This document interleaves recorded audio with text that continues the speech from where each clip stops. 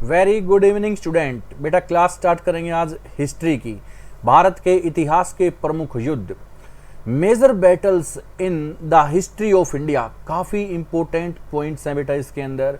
जैसा कि सब बच्चे जानते हैं कि जो भी बैटल्स हो चुकी हैं, जो भी युद्ध हो चुके हैं आज तक के भारत के इतिहास के, वहाँ से क्वेश्चन, कोई भी कैसा भी एग्जाम हो वहाँ से क्वेश्चन बनेगा ही बनेगा। तो हिस्ट्री की क्लास है बेटा, जैसा कि मैंने प्रॉमिस किया था आपकी जो ऑफलाइन क्लास थी लास्ट वाली, उसके अकॉर्डिंग मैं आज की क्लास लेके आया हूं। और ये क्लास होगी इतिहास के युद्धों की। भारत के अंदर आज तक के जितने भी युद्ध हुए हैं, शुरू से लेकर जो एंसेंट हिस्ट्री हमारी, वहां से लेकर मॉडर्न हिस्ट्री तक जितने भी युद्ध हुए हैं, जितने भी बैटल्स लड़ी गई हैं, सिकंदर से लेकर और पाकिस्तान, भारत और पाकिस्तान के बीच के युद्ध हैं, जो भी युद्ध हैं सारे के सारे एक ही क्लास में हम कंप्लीट करेंगे। और ये भी बताऊंगा वो युद्ध कब लड़े गए, किस किस के बीच लड़े गए, कौन जीता। बहुत ही इंपॉर्टेंट क्लास है बेटा। इस क्लास को इसको मिस ना कीजिए बिल्कुल भी। और इस पूरी क्लास को देखने से पहले बेटा सेशन को लाइक शेयर जरूर कर दें। पढ़ने वाले बच्चों के पास इस क्लास को जरूर शेयर कर दें बेटा। अभी स्टार्ट करेंगे। देखिए, थोड़ा सा मैं आप लोगों से पूछूं, क्या आप सबको मालूम है कि भारत के अंदर सबसे पहला आक्रमण किसने किया था और कौन सी जगह से वो अटैक था भारत के अंदर? First attack in India. आप लोगों ने सोचा, क्या आपको इसका आंसर मिला? मैं तो बेटा बताऊंगा ही अभी सभी तरह के क्वेश्चन। क्या आप अपने माइंड में सोच पाए कि भारत के अंदर पहला आक्रमण किस राजा ने किया था? क्या वो सक्सेसफुल था या नहीं था? उसके बाद जो हुआ वो सक्सेसफुल था या नहीं था, है ना? तो सोच लिया आप लोगों ने। काफी बच्चों ने सोचा होगा, काफी ने सही भी सोचा होगा और गलत भी सोचा होगा। ये बेटा आप देखिए अभी क्या आप सही हैं या गलत हैं। तो देखिए बेटा, ये रहा पॉइंट, फर्स्ट पॉइंट हमारा। देखिए, भारत पर प्रथम विदेशी आक्रमण, first foreign invasion of India. Bharat के अंदर पहला विदेशी आक्रमण तो बेटा ये था ईरान के हखमनी वंश के राजा साइरस का। तो बेटा ये डायनेस्टी है ईरान के अंदर। देखो इस हखमनी को थोड़ा सा हम सही लिख लेंगे, ये है हक्कामनी। हक्कामनी, इसको इंग्लिश में हक्कामनी ही बोलेंगे, ऐसे लिख सकते हैं इंग्लिश में। हक्कामनी वंश है बेटा ईरान का। ईरान का एक डायनेस्टी है, डायनेस्टी ऑफ ईरान, हक्कामनी डायनेस्टी। वहां का रूलर है साइरस। तो बेटा साइरस ने एक अटैक किया था लगभग 550 बीसी में, जो कि अनसक्सेसफुल था, ये सफल नहीं हो पाया था। लेकिन भारत के अंदर पहला आक्रमण यही था, ईरानियों ने अटैक किया था, जो कि डायनेस्टी थी कौन सी? हक्कामनी। 550 बीसी के लगभग ये अटैक था, जो कि असफल रहा था। तो इसके बेटे ने, इसका जो बेटा है उसका नाम है साइरस। जो साइरस है उसका बेटा क्या नाम है? डेरियस। डेरियस का हम क्या बोलते हैं? दारा फर्स्ट, है ना? तो डेरियस इसका बेटा है साइरस का। डेरियस ने जो अटैक किया, यानी दारा प्रथम ने 516 ईस्वी पूर्व में अटैक किया और वो सफल भी रहा। वो हमारे आज का जो अफगानिस्तान है, पाकिस्तान है, सिंध का क्षेत्र है, वहां पर वो अटैक करने में सफल रहा और वहां उसने राज भी किया। ठीक है ना? ईरान के राजा साइरस के पुत्र डेरियस यानी दारा फर्स्ट ने 516 बीसी में वहां पर अटैक किया। जैसा कि आप देख रहे हैं उसमें वेस्ट कंधार, सिंधु एरिया यानी इंडस एरिया, कंबोज एरिया पर उसने विक्ट्री प्राप्त की थी, विजय प्राप्त कर ली थी। तो ये इसका एक सफल आक्रमण कह सकते हैं। तो बेटा मैं आपको बता रहा हूं यहां पर, देखिए यहां पर 2-3 पॉइंट ध्यान देने योग्य हैं। फर्स्ट अटैक इंडिया में किसने किया? ईरानियों ने किया। फर्स्ट अटैक किसने किया बेटा? ईरानियों ने किया। ये बच्चे ध्यान रखना, पहला अटैक भारत के अंदर ईरानी का था, ईरानियों का। काफी बच्चे सोचते हैं यूनानियों का अटैक होगा, इंडो ग्रीक अटैक होगा, अलेक्जेंडर का अटैक होगा। नहीं बेटा, उससे भी काफी समय पहले भारत में आक्रमण हुआ था, साइरस ने अटैक किया, लेकिन साइरस अनसक्सेसफुल रहा। फिर उसके बेटे ने डेरियस, जिसको हम दारा फर्स्ट बोलते हैं, दारा फर्स्ट ने 516 बीसी में अटैक किया इंडिया में और उसने western Kandahar, Indus area and Kamboja area पर उसने विजय प्राप्त की थी, वहां पर उसने रूल भी किया। ठीक है, तो काफी इंपॉर्टेंट है। फर्स्ट अटैक साइरस और दूसरा अटैक उसके बेटे डेरियस के द्वारा था ये भारत के अंदर। अब देखते हैं नेक्स्ट पॉइंट, हाइडेस्पीज का युद्ध या झेलम का युद्ध इसको हम बोलते हैं। ये सब बच्चों को मालूम है, ज्यादातर बच्चों ने यही आंसर सोचा होगा, यही है अलेक्जेंडर द ग्रेट का अटैक। इसको क्या बोलते हैं? हाइडेस्पीज का युद्ध या झेलम नदी का युद्ध इसको हम बोलते हैं। ठीक है, ये अटैक कब हुआ था? 326 बीसी में ये अटैक हुआ था। ये सिकंदर ने पंजाब के राजा पोरस पर किया था। देखो इसके बारे में मैं ऑफलाइन क्लासेस में आपको मैं पढ़ा चुका हूं। इस सिकंदर के अटैक को क्या बोलते हैं? हाइडेस्पीज का अटैक, हाइडेस्पीज का युद्ध, या इसको झेलम नदी का युद्ध भी कहते हैं। भारत पर यह अटैक 326 बीसी में सिकंदर के द्वारा किया गया था और पोरस के साथ वहां पर लड़ाई हुई थी। पोरस को देखते हुए, पोरस की बहादुरी को देखते हुए सिकंदर ने उसका जीता हुआ सारा का सारा जो एरिया था वो उसको वापस लौटा दिया। देखो मैं आपको एक पॉइंट यहां पर बताऊं, सिकंदर ने जब पोरस को बंदी बना लिया था तो पोरस से सिकंदर पूछता है, बताओ तेरे साथ क्या सलूक किया जाए, क्या तो किस तरह से आपके साथ पेश आया जाए, इस तरह से उसने क्वेश्चन किया। और पोरस बड़ा ही वीर बहादुर था। पोरस बोलता है, आप मेरे साथ वही सलूक कीजिए जो एक राजा दूसरे राजा के साथ करता है। इस बात से सिकंदर बड़ा खुश हुआ और उसकी वीरता तो वो देख ही चुका था और इसी बात से खुश होकर उसने पोरस को उसका जीता हुआ सारा का सारा क्षेत्र उसको दे दिया और सिकंदर आगे बढ़ जाता है। ठीक है, अब सिकंदर की बात मैं आपको थोड़ा सा बताऊं बेटा। सिकंदर का ये युद्ध पोरस के साथ झेलम नदी के किनारे था, 326 बीसी में था। सिकंदर के पिता का नाम था फिलिप, सिकंदर की मां का नाम था ओलंपियास। इनकी सिकंदर अलेक्जेंडर द ग्रेट की क्लास मैंने बना दी बेटा, जाकर वहां देख चुके हो तो अच्छी बात है, नहीं देखिए तो बेटा जरूर जाके देखिए। सिकंदर कब राजा बनता है, कब अटैक भारत पे होता है, कब वो भारत से वापस जाता है, उसकी डेथ कब होती है, उसके घोड़े का नाम क्या है, ये सारी क्लास में बना चुका हूं बेटा, जाके देखिए। जैसा कि मैं फिर से एक बार रिमाइंड कराऊं, उसके सेनापति का नाम था सेल्यूकस निकेटर। एक उसका जल सेनापति भी होता है निरियाकस। उसका जो घोड़ा होता है उसका नाम होता है बुकाफेला। इंडिया के अंदर उसने अपने घोड़े के नाम से बुकाफेला सिटी वहां पर बसाई थी, नगर बसाया था। उसने निकैया यानी विजय का नगर भी भारत में उसने बसाया था। किसने? अलेक्जेंडर द ग्रेट ने। ठीक है, उसके गुरु का नाम क्या था? अरस्तु। तो ये थे सिकंदर के बारे में कुछ पॉइंट्स। सिकंदर आगे बढ़ता है लेकिन सिकंदर की सेना व्यास नदी को पार करने से इनकार कर देती, इसलिए सिकंदर वापस लौट जाता है अपनी सेना को यहीं छोड़कर। सेल्यूकस निकेटर अपनी सेना के साथ यहीं पर रहता है और रूल करना स्टार्ट कर देता है, राज करना यहां पर स्टार्ट कर देता है। उसके बाद 305 बीसी में सेल्यूकस निकेटर को चंद्रगुप्त मौर्य के द्वारा हराया जाता है। तो बेटा इस तरह से हम ये मौर्य डायनेस्टी में पूरी की पूरी कहानी हम पढ़ेंगे उसमें। फिलहाल आज की जो क्लास है वो बैटल्स की क्लास है, लड़ाइयों की क्लास है, हमारी युद्ध की क्लास है। ठीक है, आगे बढ़ते हैं। कलिंग का युद्ध 261 बीसी में हुआ था और ये युद्ध अशोक ने कलिंग पर किया था बेटा। अशोक ने कलिंग पर यह लड़ाई आक्रमण किया था और इस युद्ध में बेटा अशोक के द्वारा, अशोक की सेना के द्वारा 1 लाख लोग मारे जाते हैं और 1.5 लाख लोग इसमें बंदी बनाए जाते हैं। इतने सारे रक्तपात को देखकर, इतने सारे खून खराबे को देखकर अशोक का हृदय परिवर्तन हो जाता है और अशोक ये युद्ध करना, लड़ाई झगड़ा करना छोड़ देता है और बौद्धिज्म फॉलो करता है, बौद्ध धर्म को अपनाता है अशोक इसके बाद। ठीक है ना, उसके बाद तो अशोक महान कहलाया, अशोक द ग्रेट इसको बोलते हैं अशोक को, है ना। आपसे क्वेश्चन ये भी पूछा जाता है कि अशोक ने राजा बनने के कितने वर्षों बाद कलिंग पर आक्रमण किया था? तो बेटा ये इसका आंसर होगा क्या? 8 वर्ष बाद, क्योंकि राजा कब बना था अशोक? 269 बीसी में अशोक राजा बने थे। ठीक है ना, उसने अटैक कब किया कलिंग पर? 261 बीसी में, यानी कि 8 साल बाद। आप देख सकते हो ईसवी पूर्व बेटा, बिफोर क्राइस्ट है, बीसी है, इसमें समय बैक में चलता है। ओके, आगे बढ़ते हैं बेटा।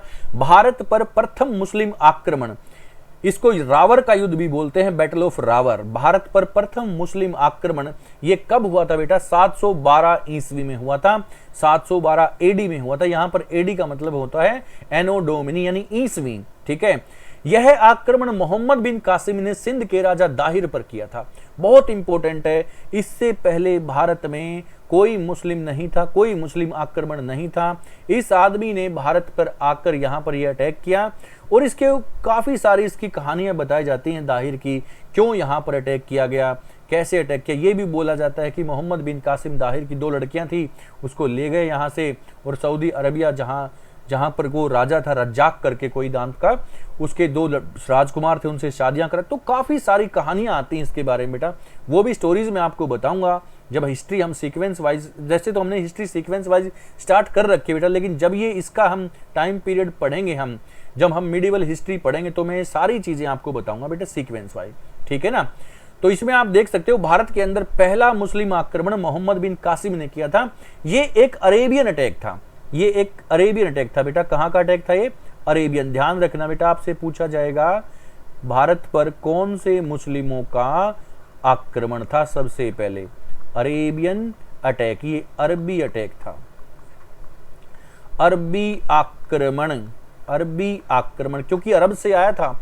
मोहम्मद बिन कासिम कहां से आया था? अरब से आया था, और इसी के आने से भारत में ऊंट वगैरह, खजूर की खेती वगैरह, ये सब यही बंदा लेके आया था भारत के अंदर। ओके, अगला पॉइंट देखते हैं बेटा इसमें। देखिए, उसके बाद हम बात करेंगे महमूद गजनवी की। ये वही महमूद गजनवी है जिसने भारत पर हर साल आक्रमण करने की कसम उठाई थी, और इसके पीछे भी एक रीजन बताया जाता है बेटा। क्यों? क्योंकि महमूद गजनवी जो थे, उनके पिता जो कि सुबुक्तगीन माने जाते हैं, सुबुक्तगीन, तो सुबुक्तगीन को मार दिया था। ऐसा माना जाता है कि जयपाल ने, पंजाब के राजा जयपाल ने उसको मार दिया था 997 बीसी में, सॉरी एडी में, 997 ईस्वी में, 997 एडी में महमूद गजनवी के पिता को राजा जयपाल ने मारा था। और मारे भी क्यों नहीं? क्योंकि हमारे ही देश में उसने अटैक किया, और जब उसने पंजाब पर अटैक किया तो जयपाल के थ्रू वो मारा जाता है। इसलिए 997 एडी में जब महमूद गजनी का सुल्तान बनता है, बेटा गजनी एक जगह है अफगानिस्तान के अंदर, तो गजनी का राजा कौन बनता है? महमूद, इसलिए उसका नाम महमूद गजनवी रखा जाता है। तो जब वो 997 एडी में राजा बनता है तो वो कसम उठाता है कि मैं भारत पर हर साल आक्रमण करूंगा। इसलिए महमूद गजनी ने, ये वही महमूद गजनवी या गजनी है जिसने भारत पर 17 बार आक्रमण किए, 17 टाइम अटैक किया था बेटा इसने। और इसी में सबसे पहला आक्रमण उसका देखिए 1001 ईस्वी में पेशावर या पंजाब पर उसने युद्ध किया था, आक्रमण किया था। ठीक है ना, महमूद गजनी ने राजा जयपाल को हराया। ठीक है ना, और राजा जयपाल को मारा नहीं, उसकी इतनी सारी बेइज्जती की ताकि उसने फिर खुद ही सुसाइड करना पड़ा। ये था बहुत ही इंपॉर्टेंट आक्रमण जो कि पहला अटैक था। उसके बाद इंपॉर्टेंट आक्रमण इसमें आप देखिए जो कि इंपॉर्टेंट अटैक्स हैं। 1008 में 1008 एडी में महमूद गजनी का जो अटैक था वो देखिए, वो कहां पर है? वो है नगरकोट पर। नगरकोट पर ये 6वां आक्रमण है। यहां से महमूद गजनी काफी ज्यादा धन दौलत लूट के ले गया। यहां पर उसने नगरकोट के अंदर जो ज्वाला देवी का मंदिर है और सारे जो टेम्पल्स है सबको तोड़ दिया। इसलिए महमूद गजनी को क्या बोला जाता है बेटा? महमूद गजनी को बोला जाता है बुत शिकन। क्या बोलते हैं? बुत शिकन। बुत शिकन का मतलब होता है मूर्ति भंजक। मूर्ति भंजक, जो स्टैचू डिस्ट्रॉयर, जो भगवान की, गॉड की, हमारे मंदिरों की जो मूर्तियां उनको तोड़ने वाला, बुत शिकन, मूर्ति भंजक, तोड़ने वाला, उनको किसको बोला जाता है? महमूद गजनी को बोला जाता है बेटा। तो नगरकोट के मंदिरों की मूर्तियों को तोड़ा, वहां से बहुत सारा धन दौलत ये लूट कर ले गया। उसके बाद 1013 ईस्वी में महमूद गजनी का थानेश्वर पर अटैक था। ये थानेश्वर मैंने क्यों इंपोर्टेंट यहां पर बताया बेटा? ये थानेश्वर मैं इंपोर्टेंट इसलिए बता रहा हूं, ये वही थानेश्वर है कुरुक्षेत्र हरियाणा का एरिया जहां पर कभी राज किया था हर्षवर्धन ने। हर्षवर्धन, जो बच्चे हरियाणा से हैं वो बच्चे ध्यान रखना, उनका HSSC में ये क्वेश्चन पूछा जाता है बार बार कि महमूद गजनी ने थानेश्वर पर, जहां हर्षवर्धन ने राज किया था, जो उसकी राजधानी बनाई थी हर्षवर्धन ने, वहां पर महमूद गजनी ने कब आक्रमण किया था? तो आंसर है बेटा 1013 ईस्वी के अंदर। बहुत इंपॉर्टेंट पॉइंट। उसके बाद देखिए 1025 एडी में महमूद गजनी का सबसे फेमस आक्रमण था, सबसे फेमस अटैक था सोमनाथ मंदिर पर आक्रमण था बेटा। ये कहां पर अटैक था? सोमनाथ के मंदिर पर। यहां से 20 लाख सोने की अशरफियां लूट के लेके गया था। यहां से कौन? महमूद गजनी। सोने का दरवाजा था सोमनाथ मंदिर का, उसको भी उखाड़ ले गया। ठीक है, जब उसने यहां पर अटैक किया, तो यहां का राजा कौन था?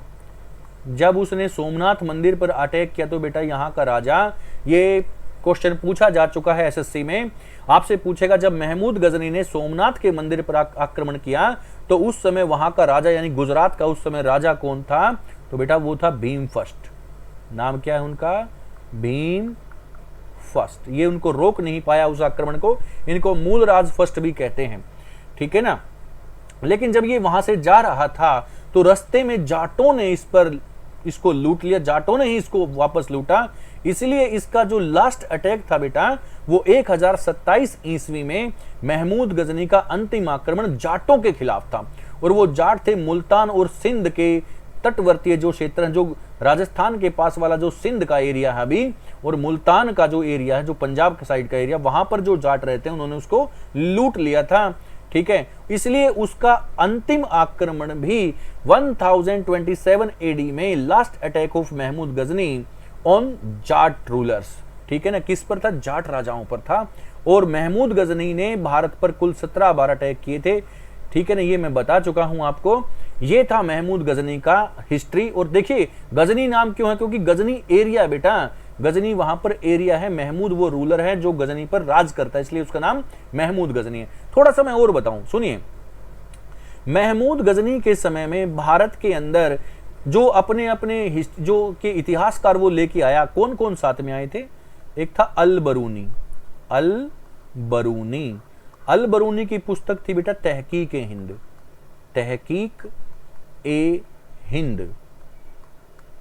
तहकीक ए हिंद ये पुस्तक है। इसको किताब उल हिंद भी हम बोलते हैं, ठीक है ना, काफी इंपॉर्टेंट है। और इसके यहां पर एक और था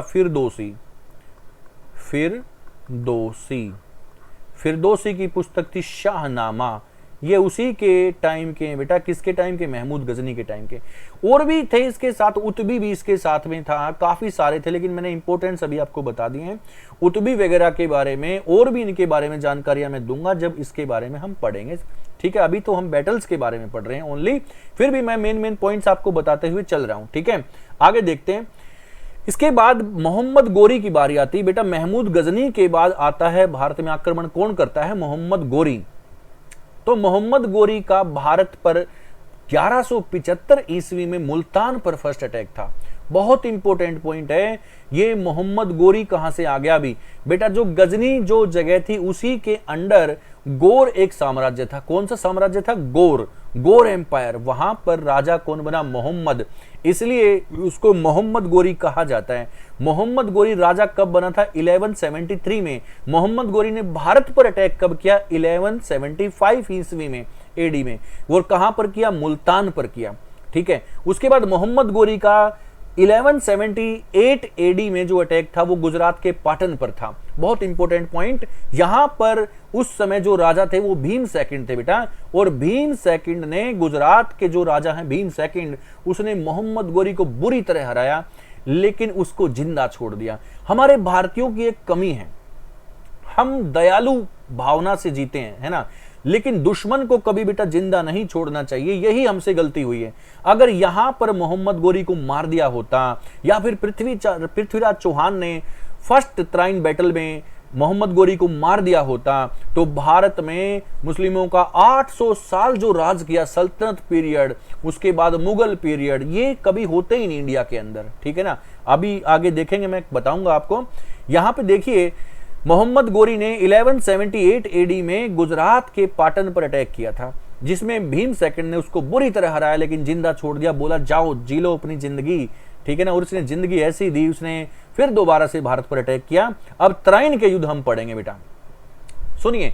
तराइन के बहुत ही प्रसिद्ध युद्ध है बेटा, भारत के अंदर 3 युद्ध तराइन के हम पढ़ेंगे, बहुत important. First battle of Tarain देखिए। First battle of Tarain, Tarain का फर्स्ट अटैक जो था वो 1191 एडी में था। और बेटा पृथ्वीराज चौहान थर्ड और मोहम्मद गोरी के बीच में था। ये कौन जीतता है इसमें? इस युद्ध में जीतता है पृथ्वीराज चौहान। कौन जीत गया इसमें? ये बच्चे ध्यान रखना, ये थर्ड के हैं, है ना। पृथ्वीराज चौहान थर्ड याद रखेंगे बेटा, क्योंकि पृथ्वीराज चौहान फर्स्ट भी है, सेकंड भी है, और ये थर्ड है। लेकिन यहां पर पृथ्वीराज चौहान थर्ड जीत जाते हैं, मोहम्मद गोरी हार जाते हैं। इसलिए पृथ्वीराज चौहान बहुत पावरफुल राजा है। उसने सोचा इस मच्छर को क्या मारना, चलो जाओ, भाग जाओ यहां से, ऐसे करके वो भाग गया था वहां से। लेकिन तराइन का जो दूसरा युद्ध है, सेकंड बैटल ऑफ तराइन, अब इस युद्ध में ये अगले ही साल हो जाता है बेटा। सेकंड बैटल ऑफ तराइन ये कब होती है? इसका टाइम मैं आपको बता दूं, यहां पे लिखा नहीं है। सेकंड बैटल ऑफ तराइन ये अगले ही साल 1192 एडी, 1192 ईस्वी में ये अटैक हो जाता है। इस बंदे में इतनी हिम्मत कहां से आ गई कि पृथ्वीराज चौहान से के हाथों इतनी बुरी तरह वो हार गया था, लेकिन फिर से अगले ही साल उसी पर अटैक उसने कर दिया, क्योंकि बेटा ये यहां पर था धोखा, ये गद्दारी होती है। उसी गद्दारी से हमारे इंडिया के अंदर 800 साल विदेशी मुसलमानों ने राज किया, उसके बाद लगभग 200 साल अंग्रेजों ने राज किया, और आज भी हमारे हिंदुस्तान के अंदर उसी गद्दारी का भाव चला हुआ है। इसीलिए भारत फिर से एक ऐसी दिशा में चल रहा है जो कि होना नहीं चाहिए। बहुत सख्त कानून लेके आने चाहिए भारत के अंदर, ठीक है ना बेटा। देखिए आगे इसके, तराइन का दूसरा युद्ध, second battle of Tarain in 1192 AD between Prithviraj Chauhan third and Mohammad Ghori. तो बेटा इस युद्ध में मोहम्मद गोरी जीत गया। वो कैसे जीत गया सुनिए। मोहम्मद गोरी के साथ आकर मिल जाता है जयचंद। जयचंद ने पृथ्वीराज चौहान के साथ यहां पर गद्दारी की बेटा। जयचंद कौन है? इनके ससुर हैं, क्योंकि पृथ्वीराज चौहान इनकी बेटी संयोगिता से प्रेम करता है, लेकिन जयचंद चाहता नहीं था, उसको जानता नहीं था, उसके प्रति इतनी मित्रता थी नहीं, इसीलिए वो पृथ्वीराज चौहान से दुश्मनी कर बैठा और मोहम्मद गोरी से उसने हाथ मिलाया और उसको बोला आप अटैक कीजिए, मैं आपके साथ हूं। उस समय पृथ्वीराज चौहान का साथ किसी भी उत्तर भारत के राजा ने नहीं दिया था, इसलिए अकेला रह गया था पृथ्वीराज चौहान और मोहम्मद गोरी के हाथों में हार जाता है धोखे से। जयचंद ने धोखा दिया, ठीक है ना, इसलिए मोहम्मद गोरी ने उसको कैद में डाला और अपने वहां ले जाकर उनकी हत्या कर दी गई। इसके ऊपर पिक्चर भी बन चुकी है, लेकिन बेटा पिक्चर में रियलिटी नहीं है ना। तो पृथ्वीराज चौहान को मार दिया जाता है, अंधा करके मार दिया जाता है। ओके, नेक्स्ट पॉइंट देखते हैं बेटा, तराइन का तीसरा युद्ध, थर्ड बैटल ऑफ तराइन। यहां पर देखो मैंने तीसरा युद्ध भी यहीं पर मैंने आपको बता दिया। Third battle of Tarain 1215 AD to 1216 AD, इतने के बीच में यह युद्ध हुआ था। 1215 से 1216 के बीच में युद्ध हुआ था। यह युद्ध बेटा इल्तुतमिश और यल्दोज के बीच में हुआ था। ये इल्तुतमिश, देखिए ये जो इल्तुतमिश है यहां और ये यल्दोज है, इनके बीच में युद्ध हुआ था। ये यल्दोज कौन है? ये यल्दोज कुतुबुद्दीन ऐबक का जैसा ही सेनापति है, मोहम्मद गोरी का सेनापति है बेटा। यहां पर ये देखो, मोहम्मद गोरी के 4 सेनापति मैं आपको बताऊं, यल्दोज, कुबाचा, कुतुबुद्दीन ऐबक, और जिसने नालंदा विश्वविद्यालय में आग लगाई थी, यानी कौन? बख्तियार खिलजी। मैं 4 बता रहा हूं बेटा, ध्यान से सुनिए। यल्दोज, कुबाचा, कुतुबुद्दीन ऐबक और बख्तियार खिलजी, ये किसके थे सेनापति? ये मोहम्मद गोरी के सेनापति थे, है ना। तो इल्तुतमिश के साथ यल्दोज का आक्रमण हुआ था। ये तराइन का तीसरा युद्ध था, जिसमें इल्तुतमिश ने यल्दोज को हरा दिया। वो वापस अपने वहीं गौर क्षेत्र में भाग जाता है बाद में, ठीक है। आगे बढ़ते हैं बेटा, चंदावर का युद्ध, battle of Chandawar in 1194। Mohammad Ghori ने जयचंद को हराया। इसमें कौन जीता? मोहम्मद गोरी इस युद्ध में जीत जाता है। कौन जीत जाता है? मोहम्मद गोरी इसमें जीतता है और जयचंद इसमें हार गया। मोहम्मद गोरी ये बोलते हुए इसको मार देता है, जब तू अपनों का नहीं हो सका तो मेरा कैसे हो सकता है। ये गद्दारों के साथ ऐसा ही हश्र होता है। जयचंद ने गद्दारी की थी और जयचंद को भी फिर मोहम्मद गोरी ने छोड़ा नहीं। आप देख सकते हो, battle of Chandawar in 1194 AD. Next point, 1398 AD में तैमूर लंग का भारत पर अटैक है। ये क्वेश्चन केबीसी में पूछा गया था, 25 लाख रुपए का बेटा। कौन सा क्वेश्चन आपसे पूछेगा? तैमूर लंग ने भारत पर आक्रमण कब किया, ठीक है ना। Timur Lang attack in India 1398 AD at the time of Nasiruddin Mahmud Tughlaq. ये भी क्वेश्चन था, किसके समय में? नासिरुद्दीन महमूद तुगलक के समय में। नासिरुद्दीन महमूद जो कि तुगलक डायनेस्टी का एक रूलर है, नासिरुद्दीन महमूद। तो नासिरुद्दीन महमूद के समय में तैमूर लंग का भारत पर अटैक था। नासिरुद्दीन महमूद भागकर छिप जाता है और तैमूर लंग ने यहां पर कितना बुरा कत्लेआम किया था। लगभग 16 से 17 लाख आदमियों का यहां कत्लेआम किया था तैमूर लंग ने इस टाइम पर, ठीक है ना। तो ये वही देखो, ये वही तैमूर लंग है जिसने दिल्ली पर आक्रमण कर लिया था और दिल्ली पर उसने रूल भी किया, कंट्रोल भी किया। इसलिए जो मुगल हैं, इसलिए जो बाबर हैं, हुमायूं हैं, अकबर हैं, जो भी मुगल हैं, ये मुगल अपने आप को तैमूर लंग का वंशज कहलाना पसंद करते हैं, क्योंकि वो ये कहते हैं कि हमारे जो पूर्वज हैं, हमारे जो दादा परदादा हैं, उन्होंने दिल्ली पर आक्रमण किया था, वो दिल्ली पर लीड कर चुके थे उस समय, ठीक है। हालांकि मुगलों में 2 वंशों का खून है। तैमूर लंग तो उनके पिता की तरफ से हैं मुगलों के, और मुगलों के अंदर जो मुगलों की मां है, उनके अंदर चंगेज खान का खून है। तो मुगलों के अंदर तैमूर लंग का खून भी है और मुगलों के अंदर चंगेज खान का भी है। दोनों के दोनों क्रूर हत्यारे आदमी हैं बेटा। चंगेज खान की कब्र तो हमें आज तक नहीं पता, चंगेज खान की कब्र तो हमें आज तक मिली ही नहीं है, क्योंकि चंगेज खान ने मरने से पहले बोला था मेरी कब्र का किसी को पता ना लगे, इसलिए जो जनाजे पर गए थे उनको भी मरवा दिया था उसने, और जो जिसने मारा था, जिसको पता था कि कब्र यहां पर है, लास्ट में उस आदमी के लिए भी कोई आदमी वहां पर रख छोड़ा था कि वो आदमी यहां पर आ जाए तो उसका भी कत्ल कर देना। इसलिए चंगेज खान का, जो चंगेज खान की कब्र है उसका पता ही नहीं है, किसी को भी नहीं पता। इतना क्रूर हत्यारा आदमी था चंगेज खान भी, ठीक है। तो तैमूर लंग और चंगेज खान बहुत ही क्रूर आदमी थे, हत्यारे आदमी थे, ये लुटेरे आदमी हैं, और इन्हीं का खून था, इन्हीं के वंशज थे कौन? मुगल, जिन्होंने हमारे भारत में इतने साल राज किया। और कुछ आदमी कहते हैं कि नहीं, मुगलों ने अच्छा किया, कोई अच्छा नहीं किया, लुटेरे आदमी थे। इतना ही अच्छा वो करते तो जहां से आए थे वहां इतनी भुखमरी गरीबी क्यों थी, वहीं अच्छा कर लेते, ठीक है ना। चलो आगे बढ़ते बेटा।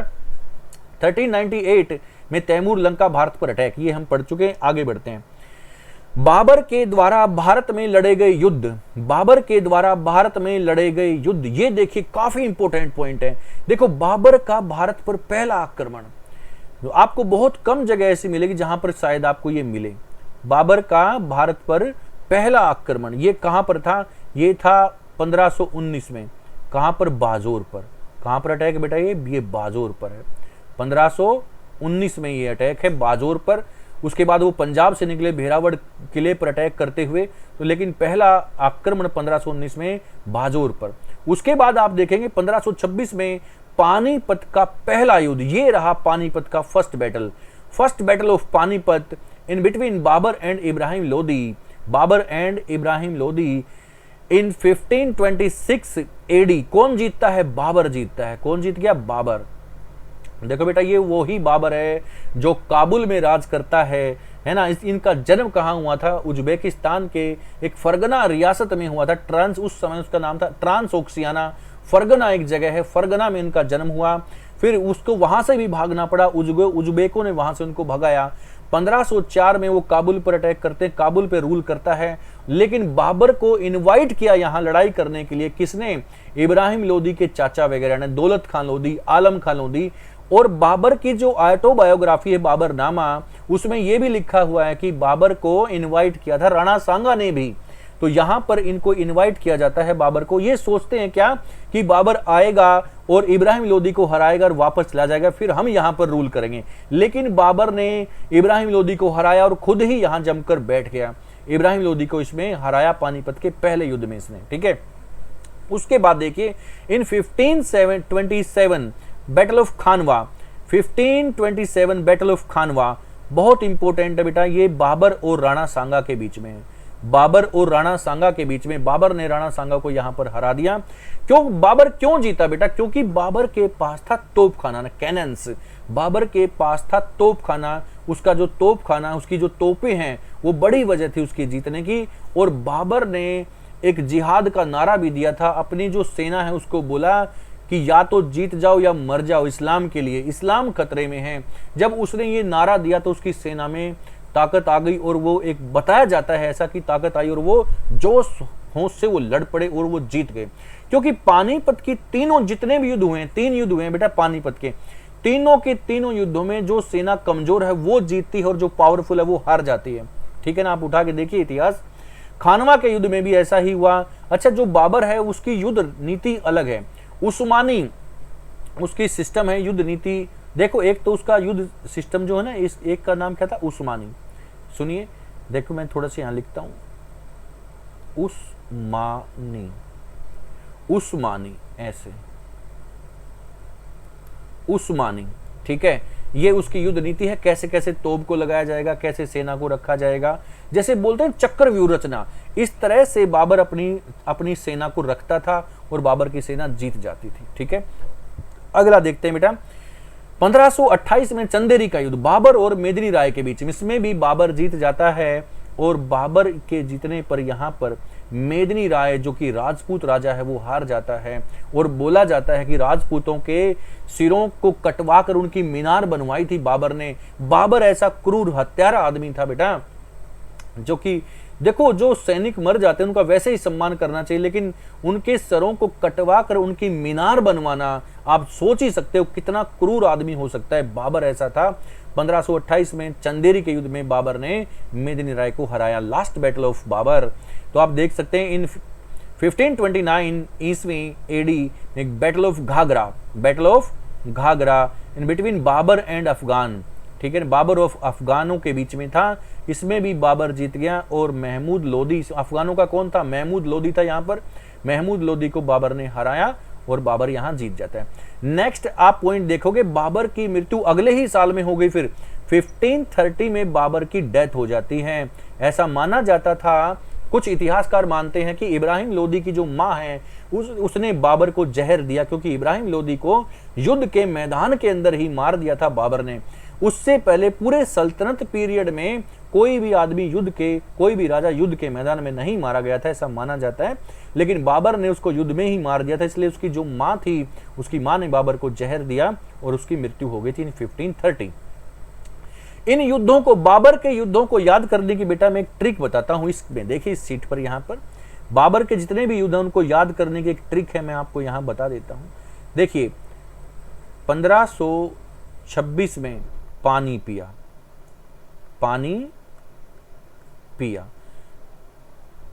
27 में खाना खाया, 28 में चल दिया, 28 में चल दिया, 29 में चल के कहाँ गया, 28 में चल दिया, 29 में घर गया और 30 में सो गया। यहां से आप पढ़ सकते हो बेटा। देखिए यहां पेन थोड़ा वर्क सही नहीं कर रहा है, इसलिए मैं बार बार आपको बोल के भी बता रहा हूं। 15 यानी 1526 में उसने पानी पिया से क्या समझे, पानीपत का युद्ध, पानी पिया से पानीपत का युद्ध, ठीक है। खाना खाया से खानवा का युद्ध, खाना खाया से खानवा का युद्ध, सुनिए, खाना खाया से खानवा का युद्ध, ओके। उसके बाद आप देख सकते हो चल दिया से चंदेरी का युद्ध, घर गया से घाघरा का युद्ध, सो गया से मृत्यु, ठीक है। 26 में पानी पिया, 27 में खाना खाया, 28 में चल दिया, 29 में घर गया यानी घर पहुंच गया यानी घाघरा का युद्ध है, और 30 में सो गया यानी उसकी डेथ हो गई। इस तरह से पूरे के पूरे युद्धों को आप याद कर सकते हैं, जो भी मेन बैटल्स हैं बाबर की, ठीक है। पानी पिया, खाना खाया, चल दिया, घर गया और सो गया, इस तरह से आप उनके बैटल्स को याद कर सकते हैं। चलो नेक्स्ट, बाबर का बेटा था हुमायूं के द्वारा जो युद्ध हैं, जो मेन जो बैटल्स हैं वो लड़ी गई, वो आप यहां पर देख सकते हो। In 1539 battle of Chausa between Humayun and Sher Shah Suri, battle of Chausa का युद्ध हुमायूं और शेरशाह सूरी के बीच में होता है, जिसमें हुमायूं हार जाता है बेटा, हुमायूं इसमें हार जाता है। और इसमें जीतता कौन है, जीत जाता है इसमें शेरशाह सूरी, ठीक है। शेरशाह सूरी से मुश्किल से जान बचाकर भागता है हुमायूं, और भागते हुए गंगा नदी में कूद जाता है, अपनी जान बचाता है। और गंगा नदी में जब वो डूबने लगता है तो उसको बचाता है एक आदमी जो कि नाव चलाने वाला, जिसका नाम होता है निजाम, और हुमायूं ये कसम उठाता है कि मैं अगर बचा, इसको प्रॉमिस देता है, मैं अगर बचा तो आपको एक दिन का मैं बादशाह बनाऊंगा। तो हुमायूं निजाम को एक दिन का बादशाह भी बनाते हैं। ये वही निजाम है बेटा जिसने भारत के अंदर लेदर कॉइन्स इशू कर दिए थे, चमड़े के सिक्के, एक दिन का बादशाह होते ही चमड़े के सिक्के इस आदमी ने चला दिए थे, निजाम ने, ओके। आगे बढ़ते हैं। इन 1540 कन्नौज या बिलग्राम का युद्ध हुमायूं और शेरशाह सूरी के बीच में युद्ध हुआ। अगले ही साल फिर हुमायूं और शेरशाह सूरी के बीच में फिर से युद्ध होता है, जिसमें अब की बार फिर से शेरशाह सूरी जीत जाता है और हुमायूं को भागना पड़ता है। अब की बार तो हुमायूं के हाथ से भारत का राज यानी दिल्ली की गद्दी हुमायूं के हाथ से चली जाती है, ठीक है ना। आगरा, फतेहपुर सीकरी, दिल्ली जहां पर रूल करते थे वहां से इसको भागना पड़ता है। अब रूल स्टार्ट हो जाता है किसका, शेरशाह सूरी का। शेरशाह सूरी 1540 से 1545 तक राज करता है, उसके बाद शेरशाह सूरी की भी मृत्यु हो जाती है। शेरशाह सूरी के बाद उसके जो बेटे हैं वो राज करते हैं। अब हुमायूं बेटा 15 साल तक भागता रहता है। इसी बीच उसकी शादी होती हमीदा बानो से, अकबर का जन्म भी होता है ना। फिर वो कहीं 1555 में सरहिंद के युद्ध में सरहिंद के युद्ध में सिकंदर सूरी को हराता है, फिर राज करने पर फिर से हुमायूं जीतता है इस युद्ध में।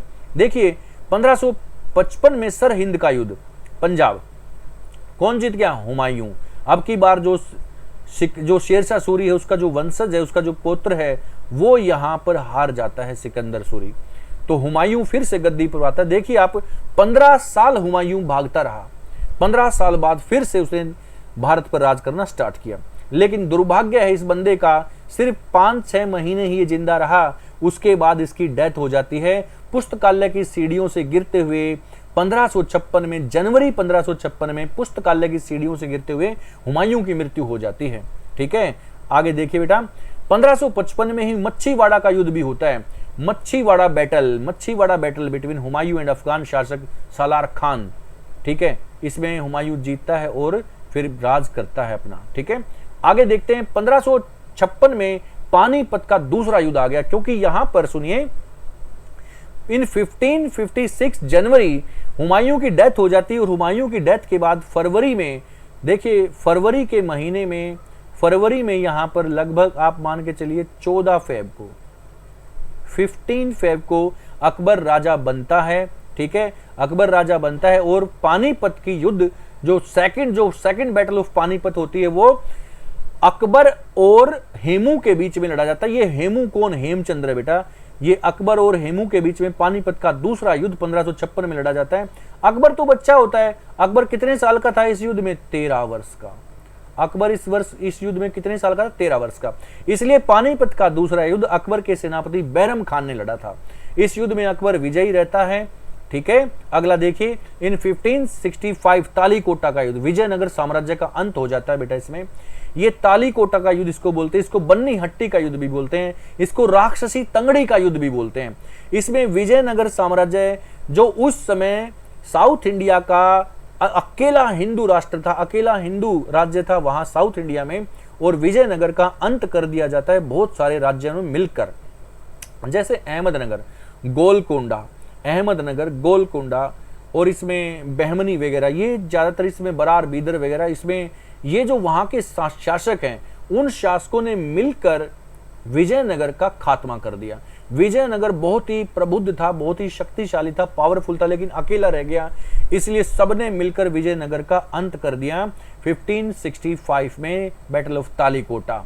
इसके बारे में अलग से मैं पढ़ाऊंगा बेटा। विजयनगर की स्थापना 1336 में हुई थी, मोहम्मद बिन तुगलक के समय में, हरिहर और बुक्का नामक 2 भाइयों ने।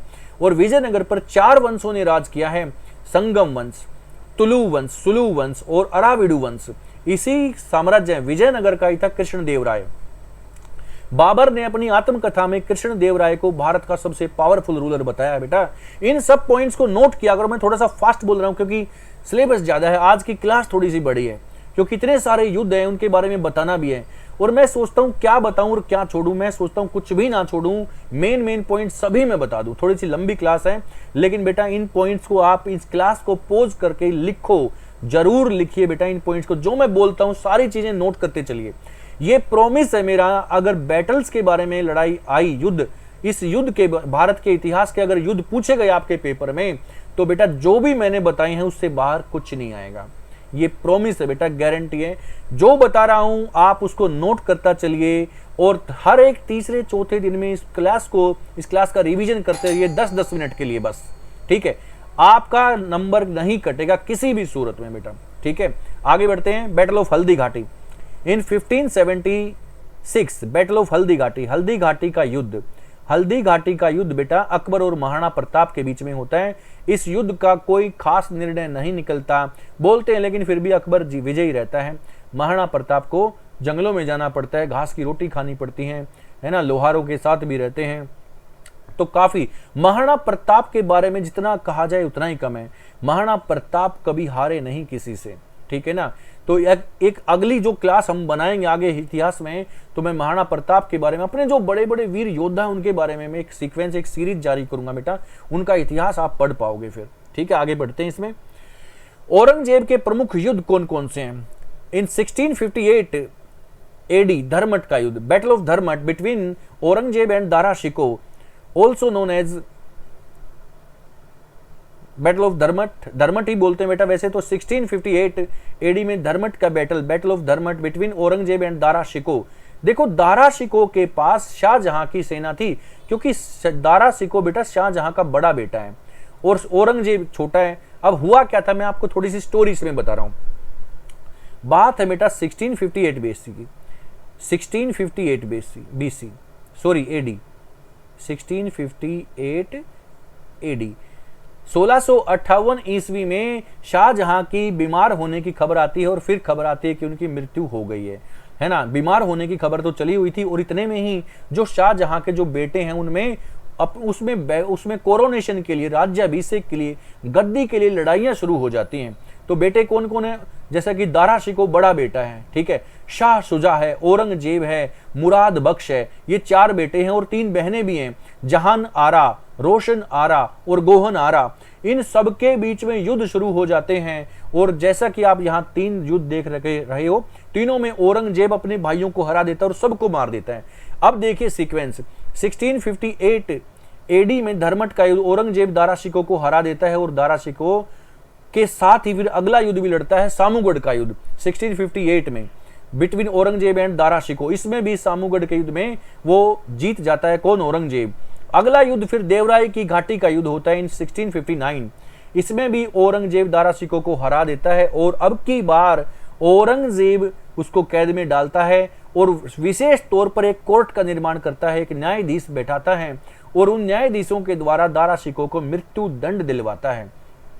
और औरंगजेब ऐसा क्रूर हत्यारा आदमी जिसने अपने पिता को भी जेल में डाला, अपनी बहनों को भी मारा, अपने भाइयों को भी मारा और दारा शिको को मारने के बाद उसकी लाश को, उसकी बॉडी को दिल्ली की सड़कों पर घुमाया गया। एक ऐसा क्रूर हत्यारा आदमी औरंगजेब। और काफी आदमी औरंगजेब को सही बोल के पढ़ाते हैं हमारी यूनिवर्सिटीज के अंदर भी, ये दुर्भाग्य है हमारा बेटा। देखिए औरंगजेब जैसा तो कोई हो ही नहीं सकता इस मामले में, क्योंकि अपने पिता को नहीं छोड़ा, भाइयों को, बहनों को, सबको तो मार दिया और हिंदू मंदिरों को, कितने हिंदू मंदिरों को तोड़वाया है इस बंदे ने। औरंगजेब अच्छा था, अपने कुरान के लिए अच्छा था, लेकिन दूसरे के धर्म के लिए बिल्कुल अच्छा नहीं था, ठीक है। तो अपने एडमिनिस्ट्रेशन के लिए अच्छा था, उसने राज अच्छा किया था, इसलिए अच्छा था वो, और राज अच्छा किया, लेकिन क्या सभी को समान समझकर? बिल्कुल नहीं। उसने जजिया कर दोबारा से लगवाया, हिंदू मंदिरों को उसने तोड़वाया, अपने पिता, अपने भाइयों को उसने हत्या की, ठीक है। आगे बढ़ते हैं बेटा इसमें। इन 1707 जब औरंगजेब की डेथ हो जाती है तो जो शाहू, जो शिवाजी का पौत्र होता है, ग्रैंड सन ऑफ शिवाजी, कौन, शाहू। तो जो औरंगजेब की डेथ के बाद शाहू वहां से स्वतंत्र होता है, जो कि औरंगजेब की कैद में था। तो शाहू अब आता है ताराबाई के पास और बोलता है मुझे मेरा हक दे दो। ताराबाई बोलती नहीं, हक नहीं, मेरे हस्बैंड ने भी यहाँ पर जान दी है। क्योंकि ये शिवाजी के बारे में हम पढ़ेंगे ना, तब आपको समझ में आएगा बेटा इसके पॉइंट के बारे में। जब मैं मराठा आपको पढ़ाऊंगा तब आपको समझ में आएगा ताराबाई कौन है। शिवाजी का बेटा था संभाजी, संभाजी का बेटा था शाहू, शाहू औरंगजेब की कैद में था। इन सबको मार दिया जाता है औरंगजेब के द्वारा, शाहू को कैद में डाल दिया जाता है। इसीलिए शिवाजी के राज को संभाला था ताराबाई के हस्बैंड ने, ताराबाई के हस्बैंड राजा राम ने। राजा राम को भी मार दिया जाता है, इसलिए ताराबाई राज करने बैठती है। लेकिन शाहू विजयी, शाहू कब स्वतंत्र होता है? 1707 में औरंगजेब की डेथ के बाद। इसलिए शाहू अपना हक मांगता है किससे? ताराबाई से। ताराबाई से तो ताराबाई बोलती है नहीं, इसलिए दोनों के बीच में ये युद्ध होता है। इसको बोला जाता है खेड़ा का युद्ध, बैटल ऑफ खेड़ा। 1707 में कौन जीता है? शाहू जीत जाता है। इसलिए आगे बढ़ते हैं। 1739 में नादिर शाह का आक्रमण, बैटल ऑफ नादिर शाह। नादिर शाह जिसको ईरान का नेपोलियन कहा जाता है, नादिर शाह को क्या बोलते हैं बेटा? ईरान का नेपोलियन। मोहम्मद शाह रंगीला के बीच में ये युद्ध होता है। नादिर शाह मोहम्मद शाह रंगीला को हरा देता है और यहां से बहुत सारा धन संपत्ति लूट कर ले जाता है। ये वही नादिर शाह है जो भारत से तख्ते ताउस, मयूर सिंहासन, कोहिनूर हीरा यहां से लूट कर ले गया था। ये वही नादिर शाह है। आपसे क्वेश्चन ये भी पूछेगा कि तख्ते ताउस, मयूर सिंहासन पर बैठने वाला अंतिम मुगल बादशाह कौन है? तो बेटा ये रंगीला बादशाह है। ये आप देख सकते हो। अंतिम बादशाह कौन है? मोहम्मद शाह। मोहम्मद शाह, इसको रंगीला बादशाह बोलते हैं क्योंकि ये शराब में, अपनी रंग रलियों में ये व्यस्त रहता है, इसलिए इसको रंगीला बादशाह बोलते हैं, ठीक है।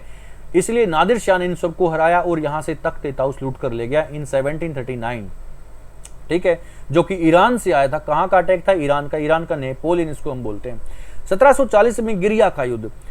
1740 में गिरिया का युद्ध होता है बेटा। ये कहाँ, ये वेस्ट बंगाल के अंदर अली वर्दी खान सरफराज खान को इसमें हरा देते हैं, क्योंकि ये होते हैं बंगाल के नवाब। कौन होते हैं? बंगाल के नवाब बनते हैं अली वर्दी खान। अली वर्दी खान के बाद आते हैं सिराजुद्दौला लड़ाई लड़ते हैं, प्लासी की लड़ाई इन 1757 अंग्रेजों के साथ। आगे इसमें देखेंगे बेटा। देखिए बहुत इंपॉर्टेंट पॉइंट्स यहां पर फिर से आप देख सकते हो। अंग्रेजों और फ्रांसीसियों के बीच में 3 कर्नाटक वॉर हुए हैं। थोड़ा सा मैं फास्ट बोल रहा हूं क्योंकि बहुत बड़ा एक टॉपिक हो गया आज की क्लास में। भारत के आज तक के सभी युद्ध इस क्लास में मैंने सभी तरह के आपको सभी बैटल्स मैंने आपको पढ़ा दिए हैं बेटा। थोड़ा सा लेंदी ही बता दिया है आपको सारी चीजें। सो क्लास को पॉज करके आप नोट कीजिएगा बेटा, सारी चीजें आपको नोट करनी है, बहुत इंपॉर्टेंट चीजें हैं। अंग्रेजों और फ्रांसीसियों के बीच में 3 कर्नाटक युद्ध हुए थे अब तक। देखिए फर्स्ट जो बैटल थी वो 1744 से 1748 के बीच में थी। दूसरी battle 1752 1754 and the third battle in between 1757 to 1762। ये 3 युद्ध हुए हैं, इनको कर्नाटक वॉर के नाम से जाना जाता है। और इन तीनों युद्धों में अंग्रेजों ने फ्रांसीसियों को हराया और फ्रांसीसियों का भारत से एक प्रकार से नामो निशान खत्म हो गया। वांडीवास का जो युद्ध था ना, वांडीवास, बैटल ऑफ वांडीवास 1760, उसमें तो फ्रांसीसियों की बुरी हार हो गई थी। उसके बाद तो फ्रांसीसियों को जाना ही पड़ा, वो भी हम देखेंगे आगे। अभी वांडीवास का युद्ध मैं आगे आपको दिखाऊंगा। अभी देखिए उससे पहले इन 1757 बैटल ऑफ प्लासी, बहुत इंपॉर्टेंट। देखिए बेटा यहां पर जो प्लासी का युद्ध है ना, ये बहुत इंपॉर्टेंट है। बैटल ऑफ प्लासी ये वो युद्ध है जिससे अंग्रेजों के पांव भारत के अंदर जम गए थे और अंग्रेजों को निकाल पाना अब असंभव हो गया था। इसीलिए अंग्रेजों ने इस युद्ध पर खासा ध्यान दिया और सिराजुद्दौला का जो मंत्री है, जो सेनापति, उसको अपनी तरफ मिलाया, जिसका नाम था मीर जाफर। प्लासी के युद्ध में मीर जाफर ने धोखा दिया सिराजुद्दौला को, इसलिए सिराजुद्दौला इसमें हार जाता है, अंग्रेज यहां पर जीत जाते हैं। अंग्रेजी सेना का सेनापति कौन होता है? Robert Clive. Battle of Plassey बहुत इंपॉर्टेंट। नेक्स्ट ये रहा बैटल ऑफ वांडीवास, जिसमें अंग्रेजों ने फ्रांसीसियों को बुरी तरह हराया था। बैटल ऑफ वांडीवास बहुत इंपॉर्टेंट पॉइंट। इसके बाद जो फ्रांसीसियों के जो पौंडीचेरी पर जो राज था, पौंडीचेरी पर, अब इस युद्ध के बाद 1761 में पांडिचेरी को छीन लिया अंग्रेजों ने और भारत से फ्रांसीसियों का खात्मा इन्होंने कर दिया। ठीक है, यहां पर एक और चीज आप देखेंगे 1759 में बैटल ऑफ वेदरा। ये वेदरा का युद्ध क्या है बेटा? इस वेदरा के युद्ध में अंग्रेजों ने डचों को हराया और डचों का भी यहां से दाना पानी खत्म कर दिया। डचों की जो कंपनी थी इंडिया के अंदर वो भी बंद हो गई। कौन से युद्ध से? बैटल ऑफ वेदरा से। बैटल ऑफ वेदरा इन 1759 बहुत इंपॉर्टेंट पॉइंट है। देखिए उसके बाद पानीपत का तीसरा युद्ध, ये आ गया पानीपत का तीसरा युद्ध, battle of Panipat between Ahmad Shah Abdali and मराठे। इसमें मराठे हार जाते हैं, अहमद शाह अब्दाली जीत जाता है। अहमद शाह अब्दाली इस युद्ध में जीत जाता है क्योंकि मराठों का बोलते हैं ना, मैंने आपको अभी बताया, जो सेना पावरफुल है वो हार गई, जो कमजोर है वो जीत गई। मराठों में अपने आप में एक ज्यादा ही थोड़ा सा ये था कि हम ही परिपूर्ण हैं, जबकि इस समय राजा सूरजमल ने बोला था कि मैं तुम्हारी हेल्प करने के लिए तैयार हूं, लेकिन इस युद्ध को लीड मैं करूंगा क्योंकि मैं दिल्ली, हरियाणा, राजस्थान, उत्तर प्रदेश के एरिया को मैं जानता हूं, आप लोग नहीं जानते। लेकिन मराठों ने बोला कि नहीं, हम ही लीड करेंगे, आपको हेल्प करनी है तो ठीक है। इसलिए राजा सूरजमल भी पीछे हटता है, बोलता है ठीक है, जब आपको मेरी आवश्यकता होगी तो मैं आपके सामने हमेशा खड़ा रहूंगा, मुझे बस बोल देना। इस युद्ध में इसलिए मराठे अकेले ही लड़ते हैं और वो हार जाते हैं। इसलिए जब वो हार जाते हैं तो महाराजा सूरजमल उनकी हेल्प के लिए जाता है और बचे हुए जो मराठे उनको बचा के लेके आता है, भरतपुर के अंदर रखा जाता है।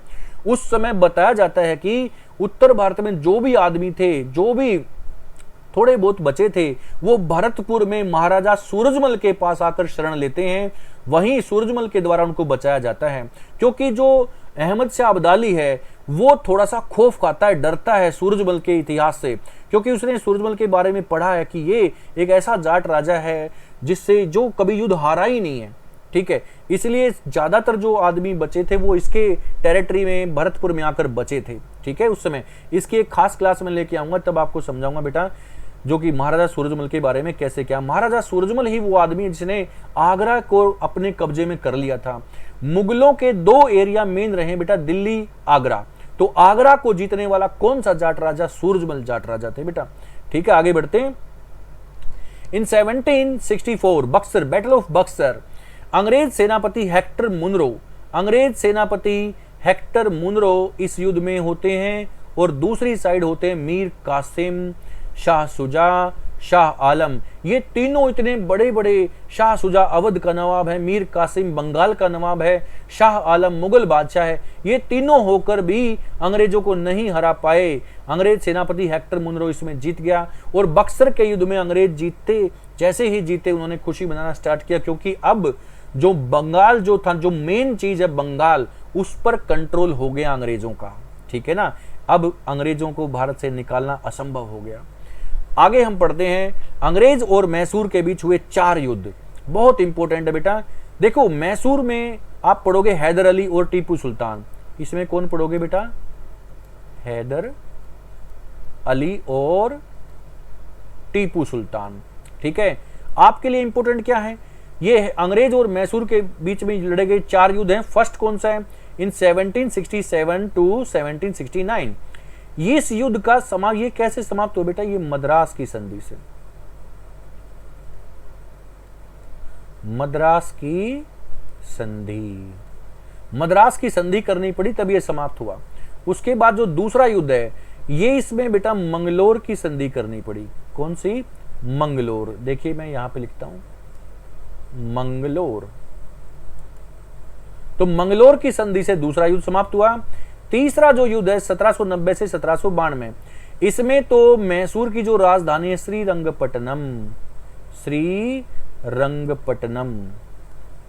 रंगपट्टनम, थोड़ा सा इसमें लिखने में सही नहीं आ रहा बेटा, मैं इंग्लिश में लिखता हूं श्रीरंगपट्टनम, ये भी चला गया अंग्रेजों के हाथ में। अब ये पूरी तरह से मैसूर कैसे हार गया टीपू सुल्तान? तो आप देखिए 1799 में टीपू सुल्तान की मृत्यु यहां पर हो जाती है, इसलिए मैसूर, पूरे के पूरे मैसूर पर अंग्रेजों का कब्जा हो जाता है। हैदर अली की जो डेथ है बेटा, मृत्यु, वो 1782 में दूसरे बैटल में हो गई थी। 1780 से 1784 का जो दूसरा युद्ध था, इसमें टीपू सुल्तान के पिता हैदर अली की डेथ हो जाती है 1782 में। उसके बाद टीपू सुल्तान लीड करते हैं, लेकिन टीपू सुल्तान भी 1799 में मारे जाते हैं, इसलिए फिर मैसूर का पूरा मैसूर अब अंग्रेजों के हाथ में आ गया। बंगाल पहले ही आ चुका था, अब मैसूर भी आ गया, मराठा भी आ गया था पहले। ठीक है, अब आगे देखते हैं बेटा, अंग्रेजों और मराठों के बीच में ये 3 युद्ध। देखिए मराठों के साथ अंग्रेज कैसे जीते हैं। 3 युद्ध हुए हैं 1775 से 1782, इसमें भी अंग्रेज इसमें जीते हैं बेटा।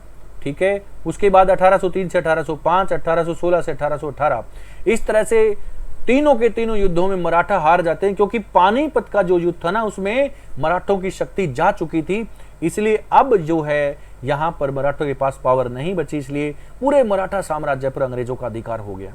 अब देखते हैं अंग्रेज और पंजाब के बीच में जो 2 युद्ध हुए थे, बहुत ही मेन।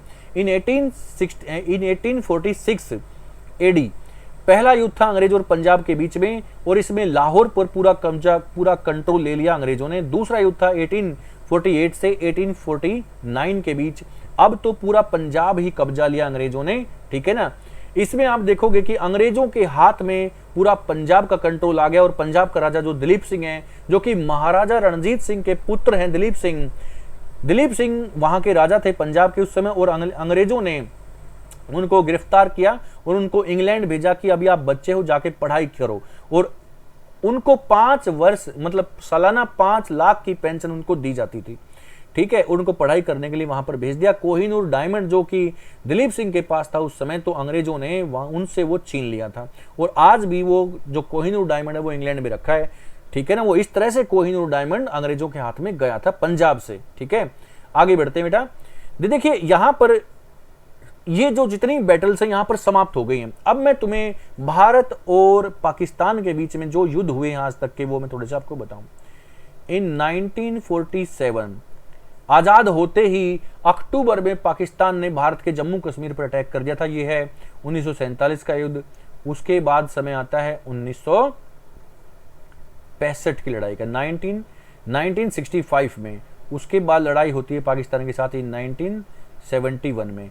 उसके बाद पाकिस्तान के साथ लड़ाई होती है हमारी 1999 में। ये करगिल का युद्ध है। ये कौन सा है? ये करगिल का युद्ध है। ओके, 1971 में लड़ाई है, 1965 में लड़ाई है, 1947 में लड़ाई है। पाकिस्तान के साथ हमारे ये 4 युद्ध हो चुके हैं पाकिस्तान के बीच। किस किस के बीच है ये? इंडिया और पाकिस्तान के बीच। चाइना के साथ हमारी वॉर हो चुकी है बेटा, चाइना के साथ भी हमारी वॉर हो चुकी है इन 1962। 1962 में चाइना के साथ हमारा युद्ध हो चुका है, 1962 में चाइना के साथ है। बाकी 4 युद्ध हमारे पाकिस्तान के साथ हो चुके हैं। इस तरह से पूरी की पूरी क्लास आज हम फिनिश करते हैं। अब कुछ भी ऐसा नहीं बचा जो कि भारत के इतिहास के युद्धों में आपको बताने लायक हो। इतनी फैंटास्टिक क्लास आपको और किधर भी किसी भी YouTube चैनल पे आपको नहीं मिलेगी। इतनी सारी जानकारी एक ही क्लास में। मैंने सारी बैटल्स तो आपको पढ़ाई है, लेकिन उनके बारे में और भी काफ़ी चीज़ें मैंने आपको बताई हैं बेटा। Thank you very much. Classes को ज़्यादा से ज़्यादा शेयर कीजिए बेटा, क्योंकि लाइक भी कीजिए, शेयर भी कीजिए। जितना ज़्यादा आप इनको शेयर करोगे, लाइक करोगे, मेरे को थोड़ा सा और मोटिवेशन मिलेगा और अच्छी चीज़ें मैं आपके लिए लेके आऊँगा बेटा। Thank you very much. मिलते हैं बहुत ही अच्छी एक नेक्स्ट क्लास में, मिलते हैं। बहुत ही लाजवाब क्लास हमारी अगली होगी। Thank you very much.